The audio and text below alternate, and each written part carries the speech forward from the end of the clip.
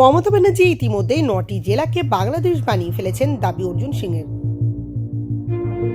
কয়েকদিন আগে পদ্মাপাড়ের দেশে ধর্ম অবমাননার অভিযোগে দীপু চন্দ্র দাস নামে এক যুবককে পিটিয়ে ও পুড়িয়ে নৃশংসভাবে হত্যা করা হয়েছে। বুধবার রাজবাড়ী জেলায় পিটিয়ে হত্যা করা হয়েছে স্থানীয় যুবক অমৃত মণ্ডল ওরফে সম্রাটকে। ওপার বাংলার পরিস্থিতি নিয়ে বারাকপুরের প্রাক্তন সাংসদ অর্জুন সিং বলেন, ভারত থেকে সমস্ত ধরনের সহযোগিতা বন্ধ করে দিলেই বাংলাদেশকে টাইট দেওয়া যাবে।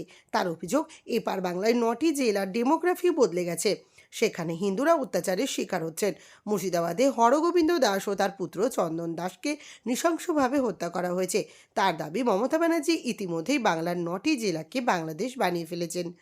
মমতা সরকারকে বিদায় করতে না পারলে আগামী দিনে পশ্চিমবাংলা প্রসারিত বাংলাদেশ হয়ে যাবে।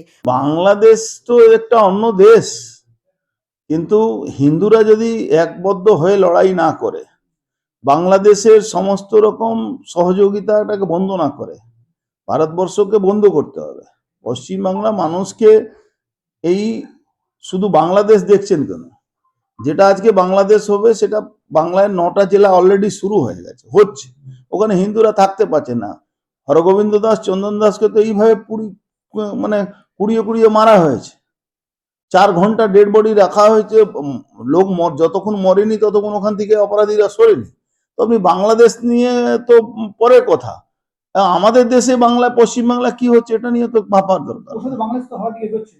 বাংলাদেশ মোটামুটি মমতা ব্যানার্জি 9টা জেলাকে বাংলাদেশ বানিয়ে দিয়েছে। বাদ বাকি যদি মমতা ব্যানার্জিকে না সরানো যায় তো পুরো বাংলাই এক্সটেন্ডেড বাংলাদেশ হয়ে যাবে। প্রসঙ্গত, বারাকপুর সংসদীয় ক্ষেত্রের প্রতিটি বিধানসভা এলাকায় আগামী 5ই জানুয়ারি থেকে 20শে জানুয়ারি পর্যন্ত চলবে সেবাশ্রয় শিবির। সাংসদ পার্থ ভৌমিক শনিবার সাংবাদিক বৈঠক করে এই সেবাশ্রয় শিবিরের কথা ঘোষণা করেছেন। প্রত্যেকটা জায়গাতে একটা মেইন ক্যাম্প হচ্ছে আর দুটো সাপোর্টিং ক্যাম্প হচ্ছে। মেইন সাপোর্টিং ক্যাম্পে আমাদের ডেন্টিস্ট বলুন, ইএনটি বলুন, তারপরে আপনি জেনারেল ফিজিশিয়ান বলুন, এমডি বলুন, এগুলো যেরকম থাকছে ঠিক তেমনি ভাবে স্পেশাল যে ক্যাম্পটা আমাদের হচ্ছে তাতে আপনি নিউরো পাবেন, নেফ্রো পাবেন, কার্ডিও পাবেন, গ্যাস্ট্রো পাবেন, সব ধরনের চিকিৎসকেরা তারা থাকছেন। এ প্রসঙ্গে বিজেপি নেতা অর্জুন সিং বলেন, সরকারি হাসপাতাল কিংবা স্বাস্থ্যকেন্দ্রগুলো সরকার ঠিকমতো চালাতে পারছে না, সেক্ষেত্রে সেবাশ্রয় শিবির করে কি লাভ? তার কটাক্ষ, নির্বাচন আসলেই তৃণমূলের যত নাটক শুরু হয়। যে সরকার যে হসপিটাল চালাতে পারছে না, তো সেবা আশ্রম করে লাভটা কি আছে? সরকারি হসপিটাল তো নৈহাটিতেও আছে, সরকারি হসপিটাল ভাটপাড়াও আছে, সরকারি হসপিটাল ব্যারেকপুরেও আছে, সরকারি হেলথ সেন্টার গুলো বীজপুরেও আছে। তো সরকারি জায়গা করতে পারছে না উনি, সেবা আশ্রম মানে কোথা থেকে টাকা আনছে?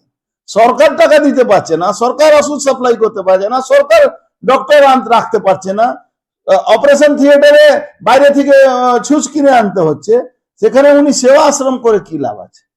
এসব নাটক আছে। ইলেকশন এলে দেখবেন এরকম নাটক আরো হবে।